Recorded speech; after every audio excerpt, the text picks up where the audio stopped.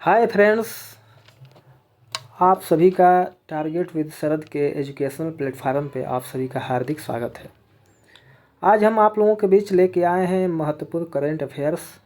ये current affairs जुलाई 2026 के हैं और आपके एग्ज़ाम्स के लिए काफ़ी महत्वपूर्ण है। तो आइए देखते हैं हमारी करंट अफेयर्स की इस श्रृंखला में 30 प्रश्न हैं और 30 प्रश्न काफ़ी इम्पॉर्टेंट हो जाते हैं आपकी एग्ज़ाम को देखते हुए। तो आइए शुरू करते हैं।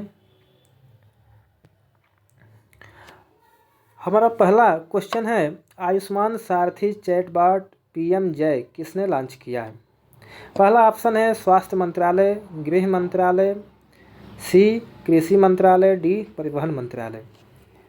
तो इनमें से जो हमारा सही आंसर है वो है स्वास्थ्य मंत्रालय। कौन सा है? स्वास्थ्य मंत्रालय। हाल ही में जल प्रबंधन समझौता किस देश के साथ हुआ है? हाल ही में जल प्रबंधन समझौता किस देश के साथ हुआ है? ऑप्शन ए है यूएई, बी श्रीलंका, सी है भूटान, डी सऊदी अरब। तो ये हमारा जो जल प्रबंधन समझौता हुआ है यह सऊदी अरब के साथ हुआ है। फिर हमारा अगला प्रश्न है, ग्लोबल स्किल चैलेंज 2026 में भारत ने कितना पदक जीता है? तो ग्लोबल स्किल चैलेंज 2026 का जो प्रश्न है इसमें भारत ने 5 पदक जीता है। कितना पदक जीता है?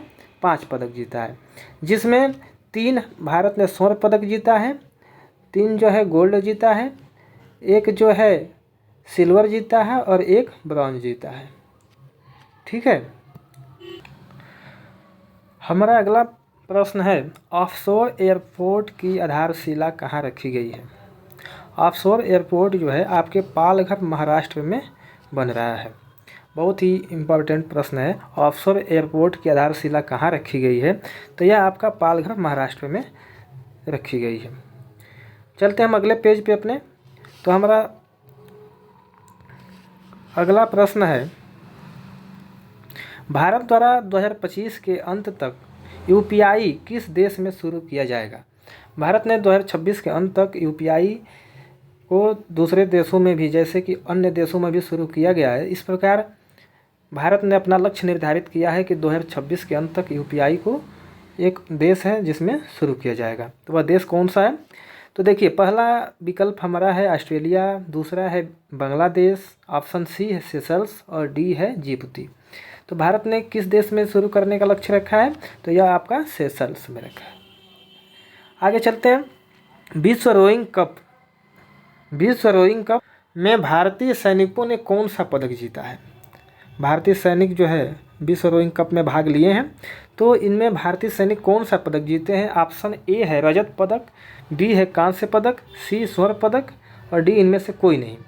तो जो भारतीय सैनिक है इन्होंने स्वर्ण पदक जीता है। क्या जीता है? स्वर्ण पदक जीता है। अगला प्रश्न है, दीक्षा प्लेटफॉर्म का संबंध किससे है? तो दीक्षा प्लेटफॉर्म का संबंध किससे है? इसका ऑप्शन ए है डिजिटल शिक्षा, बी स्वास्थ्य, ऑप्शन सी है उद्योगों में एआई का प्रयोग, ऑप्शन डी है न्यायिक व्यवस्था में एआई का प्रयोग। तो आप जो दीक्षा प्लेटफॉर्म है इसका संबंध किससे है? डिजिटल शिक्षा से। किससे है? डिजिटल शिक्षा से है। आगे चलते हैं। सहकारिता मंत्रालय का 5वां स्थापना दिवस कहाँ मनाया गया? सहकारिता मंत्रालय का अभी हाल ही में स्थापना दिवस मनाया गया है। तो प्रश्न हमारा है कि यह कहाँ मनाया गया?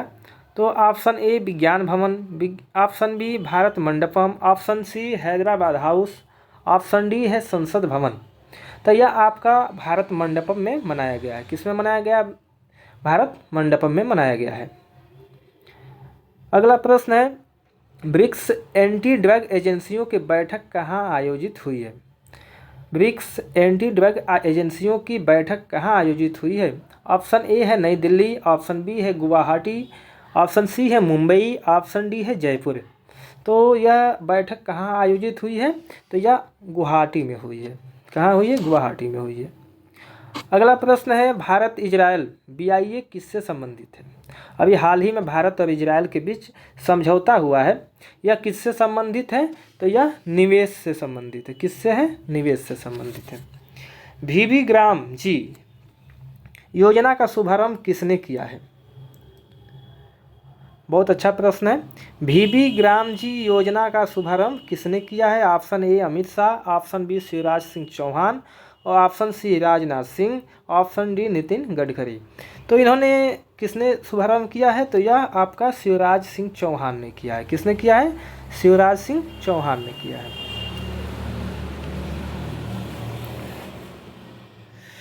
अगला प्रश्न है ब्रिक्स एंटी ड्रग बैठक का मुख्य उद्देश्य क्या है।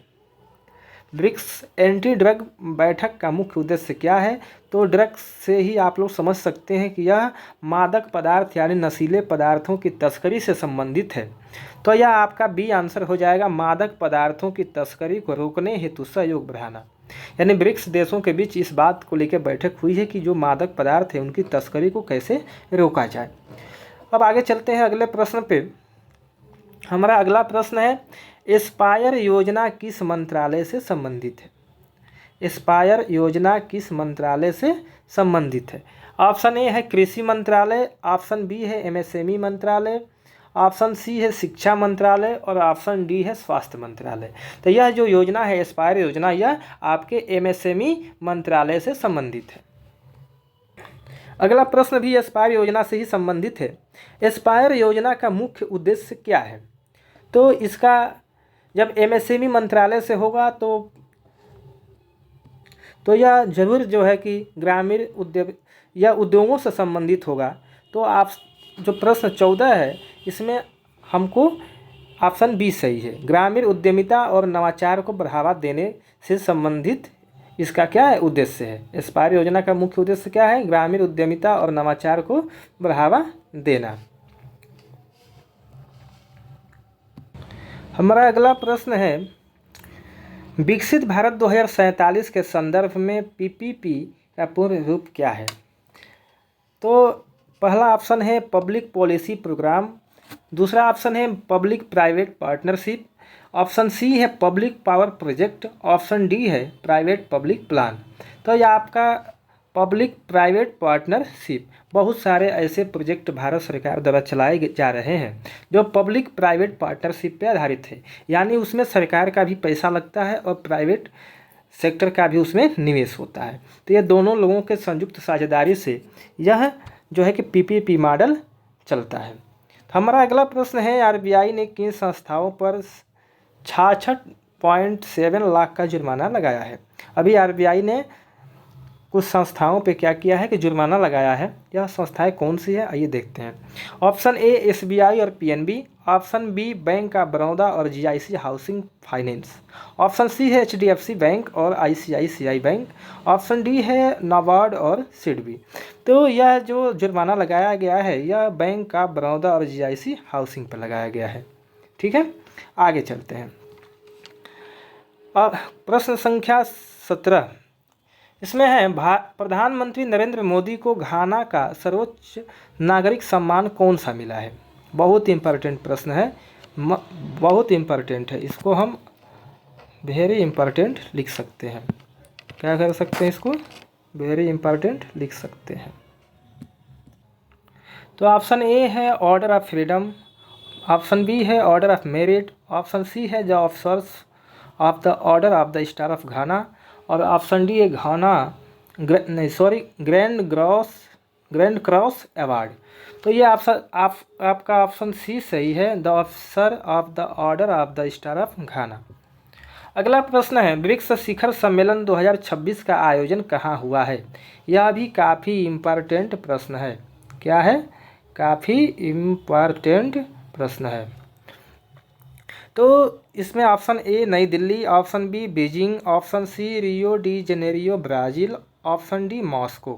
तो जो आपका 18 नंबर का जो आंसर है वह है option C Rio de Janeiro Brazil. अगला प्रश्न है भारत और अर्जेंटीना के बीच किस क्षेत्र में सहयोग बढ़ाने पर सहमति बनी है। ऑप्शन ए है रक्षा, ऑप्शन बी है शिक्षा, ऑप्शन सी लिथियम ऊर्जा और खनन, ऑप्शन डी है पर्यटन।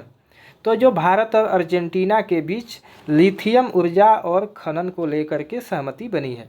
आपको बता दें कि अर्जेंटीना एक ऐसा देश है जो प्राकृतिक संसाधनों से परिपूर्ण है, यानी उसके पास प्राकृतिक संसाधनों की कोई कमी नहीं है। अगला प्रश्न है, विश्व किस्वाहिली भाषा दिवस कब मनाया जाता है? तो विश्व किस्वाहिली भाषा दिवस जो मनाया जाता है वह 7 जुलाई को मनाया जाता है। कब मनाया जाता है? 7 जुलाई को। और यह मनाया किसके द्वारा जाता है? तो यह आपके यूनेस्को द्वारा मनाया जाता है। किसके द्वारा मनाया जाता है? यूनेस्को द्वारा। यानी यूनेस्को द्वारा 7 जुलाई को विश्व किस्वाहिली भाषा दिवस मनाया जाता है। आगे चलते हैं। प्रधानमंत्री नरेंद्र मोदी को किस देश का सर्वोच्च नागरिक सम्मान बिंटेंग एडिपुरना प्रदान किया गया है? तो ऑप्शन ए है मलेशिया, ऑप्शन बी है थाईलैंड, ऑप्शन सी है इंडोनेशिया, ऑप्शन डी है ऑप्शन 22 का जो आंसर होगा ऑप्शन सी होगा इंडोनेशिया में। अगला प्रश्न है, आईआईएम बेंगलुरु अपना पहला विदेशी परिसर कहाँ स्थापित करेगा? इसमें आपका option A Singapore, option B UAE, option C Indonesia, option D Japan. तो आईआईएम बेंगलुरु जो है अपना पहला विदेशी परिसर इंडोनेशिया में स्थापित करेगा। कहाँ करेगा? इंडोनेशिया में स्थापित करेगा। कहाँ करेगा? इंडोनेशिया में स्थापित करेगा। अगला प्रश्न, डुरंड कप किस खेल से संबंधित है? बहुत ही आसान प्रश्न है, इसका आंसर आप लोग कमेंट बॉक्स में देंगे। अगला प्रश्न, डुरंड कप की ट्रॉफियों का अनावरण किसके द्वारा किया गया है? ऑप्शन ए प्रधानमंत्री Narendra Modi, option B Amit Shah, option C है राष्ट्रपति द्रौपदी मुर्मू, ऑप्शन डी धर्मेंद्र प्रधान। तो जो डुरंड कप है इसकी ट्रॉफियों का अनावरण जो है राष्ट्रपति द्रौपदी मुर्मू द्वारा किया गया है, यानी ऑप्शन सी आपका राइट है।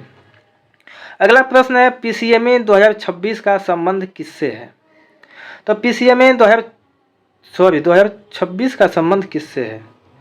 यहाँ 26 नहीं 2006 ही होगा। पीसीएमए 2006 का संबंध किससे है? तो यह जो है बाल विवाह शिक्षा का अधिकार, ऑप्शन ए है, ऑप्शन बी बाल विवाह निषेध अधिनियम, ऑप्शन सी घरेलू हिंसा और ऑप्शन डी है बाल श्रम निषेध। तो यह आपका बाल विवाह से संबंधित है। पीसीएमए किससे संबंधित है? बाल विवाह से संबंधित। इसमें क्या हुआ कि इलाहाबाद हाई कोर्ट का एक फैसला आया है जो सभी नागरिकों पर समान रूप से लागू करने के लिए कहा है। तो देखते हैं अगला प्रश्न, प्रधानमंत्री नरेंद्र मोदी को ब्राजील का कौन सा सर्वोच्च नागरिक सम्मान प्रदान किया गया है? ऑप्शन ए है order of Rio, option B है order of Brazil, option C है grand collar of the national order of the southern cross, option D है ऑर्डर ऑफ लिबर्टी। तो इसमें आपका जो ऑप्शन सही है वो है ऑप्शन सी, यानी Grand collar of the national order of the southern Cross, इसका आंसर सही है। क्वेश्चन नंबर 28, ब्रिक्स शिखर सम्मेलन 2026 का संयुक्त घोषणा पत्र किस नाम से जारी किया गया है? ऑप्शन ए है दिल्ली डिक्लेरेशन, ऑप्शन बी है गोवा डिक्लेरेशन, ऑप्शन सी है रियो डिक्लेरेशन, ऑप्शन डी है ब्राजीलिया डिक्लेरेशन। तो इसमें जो आपका आंसर सही है वो है रियो डिक्लेरेशन। क्या ऑप्शन सही है? Option C Rio declaration. अगला प्रश्न है, प्रधानमंत्री धन धान्य कृषि योजना का मुख्य उद्देश्य क्या है? तो ऑप्शन ए रक्षा उत्पादन, ऑप्शन बी पर्यटन विकास, ऑप्शन सी कृषि उत्पादकता बढ़ाना और किसानों की आय में वृद्धि करना, और ऑप्शन डी है डिजिटल शिक्षा। तो आप पहले भी बता दिए हैं आपको कि डिजिटल शिक्षा जो है इसका है दीक्षा प्लेटफॉर्म से संबंधित है यह। तो इसमें आपका जो ऑप्शन सी सही है, कृषि उत्पादकता बढ़ाना और किसानों की आय में वृद्धि करना। अगला और अंतिम प्रश्न है, जय भट्टाचार्य को किस संस्था का निदेशक नियुक्त किया गया है? यह नियुक्ति से संबंधित प्रश्न है और इसका ऑप्शन ए है WHO और ऑप्शन बी है इसरो, ऑप्शन सी है नासा और ऑप्शन डी है नेशनल इंस्टीट्यूट ऑफ हेल्थ। तो यह आपका आंसर डी सही है, नेशनल इंस्टीट्यूट्स ऑफ हेल्थ, यानी NIH का क्या किया गया है, इसको निदेशक नियुक्त किया गया। किसको? तो जय भट्टाचार्य को। यह आज का सेशन यही समाप्त हुआ। लेकिन एक प्रश्न और है, अभी हाल ही में जो निसार उपग्रह है उसको हाल ही में लॉन्च किया गया है। तो बता दें, जो निसार आपका उपग्रह है NISAR निसार यानी NASA ISRO synthetic aperture radar, यानी यह जो निसार जो प्रोग्राम है, जो उपग्रह है, यह नासा और इसरो का संयुक्त संयुक्त जो क्या है प्रोग्राम है। तो आज का यही समाप्त हुआ आपको, और अगले फिर से करंट अफेयर्स के अगले वीडियो में फिर आपसे मुलाकात होगी कुछ नए प्रश्नों के साथ। यह जुलाई के करंट अफेयर्स की तीसरी श्रृंखला है जो आप लोगों के बीच जा रही है, और 1-2 श्रृंखला और जाएगी। हमारा कोशिश रहेगा कि पूरे जुलाई के श्रृंखला 4 से 5 वीडियो में समाप्त हो जाए, वो भी वीडियो 10-10 मिनट के ही होंगे। इसके साथ ही मॉडर्न हिस्ट्री के लिए भी नोट्स यही PYQ के फॉर्म में आप लोगों के बीच लाया जाएगा, और जो कि DPSC TRE 4 के लिए बहुत ही सहायक सिद्ध होगा। तो बहुत ही जल्द मॉडर्न हिस्ट्री का भी आप लोगों के सामने PYQ हम लाएंगे। तो आज के लिए इतना ही, फिर मिलते हैं नए वीडियो में। तब तक के लिए जय हिंद, वंदे मातरम। आप लोग अपना ख्याल रखें, धन्यवाद। लाइक करना न भूलें।